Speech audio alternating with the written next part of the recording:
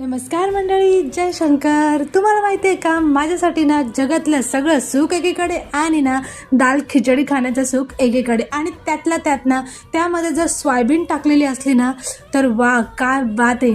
आणि इतकी भारी लागते ना.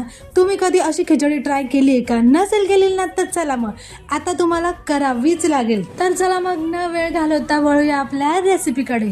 तर ना इथे सर्वात अगोदर आपल्याला ना मस्त 2 टोमॅटो घ्यायचे, 2 कांदे घेतले, 1 बटाटा घेतला, 1 लसणाची पूर्ण कांडी घेतली, त्यानंतर हिरव्या मिरच्या घेतल्या. हे सर्व कापून घेतलं.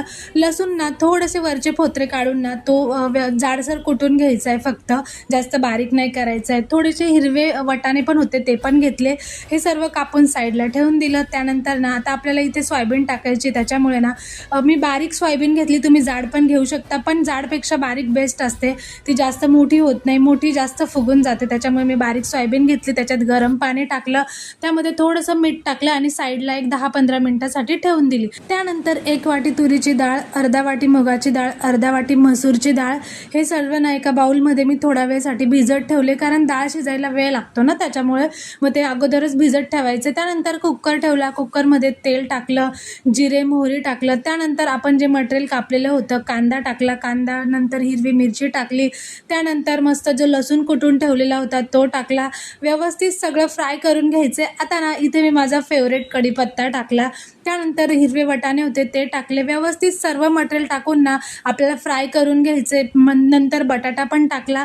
हे सर्व फ्राय झाल्यानंतर आहे ना त्याच्यामध्ये आपल्याला थोडीशी हळद टाकायची. आता हिरवी मिरची टाकल्यामुळे ना तिखट तुम्ही जपूनच टाका. 2 चमचे लाल तिखट टाकले. त्यानंतर आपला जो काळा मसाला असतो, कांदा लसूण मसाला, तो मी 2 चमचे टाकलेला आहे. व्यवस्थित सर्व फ्राय करून घ्यायचे. नंतर आपल्याला जो टोमॅटो कापलेला होता तो टाकून द्यायचा आहे. आता जी सोयाबीन आपण भिजत ठेवलेली होती ना, तर तिच्यातलं ना पाणी सर्व व्यवस्थित काढून घेतलं मी, आणि त्यानंतर ती सोयाबीन टाकली. सोयाबीन फ्राय करून घेतली व्यवस्थित, आणि ना आपल्याला पाहिजे तेवढं पुरेसं पाणी भरपूर टाकायचं आहे आपल्याला दाल खिचडीमध्ये. त्यानंतर मी इथे 2 ते 2.5 वाट्या तांदूळ घेतले. इंद्रायणी तांदूळ घ्याल तर एकदम बेस्ट खिचडी होणार आहे. मी इंद्रायणी तांदूळच घेतले. डाळ तांदूळ स्वच्छ धुवून घेतले आणि त्याच्यामध्ये टाकून व्यवस्थित चवीपुरतं मीठ टाकून कालून घेतलं, आणि एक 3 ते 4 शिट्ट्या घ्यायच्या. 3 ते 4 शिट्ट्या झाल्यानंतर ना आपली अशी मस्तपैकी खिचडी तयार होते ना. वाह. आता झाकण उघडल्यानंतर ना थोडीशी तिला चमच्याने घोटून घ्यायची, आणि घोटल्यानंतर ना आपली मस्त अशी खिचडी तयार होते. तुम्ही वरतून पण त्याला तडका देऊ शकता, पण मी तशीच घेतली होती, तशी पण खूप छान लागते. तर कशी वाटली तुम्हाला रेसिपी नक्कीच कमेंट करून सांगा. व्हिडिओ आवडला तर लाईक शेअर सबस्क्राईब करायला विसरू नका, आणि हो, जे कोणी फेसबुकवर बघत असेल ना त्यांनी फॉलो करायला विसरू नका. चला भेटूया नेक्स्ट व्हिडिओमध्ये. तोपर्यंत बाय.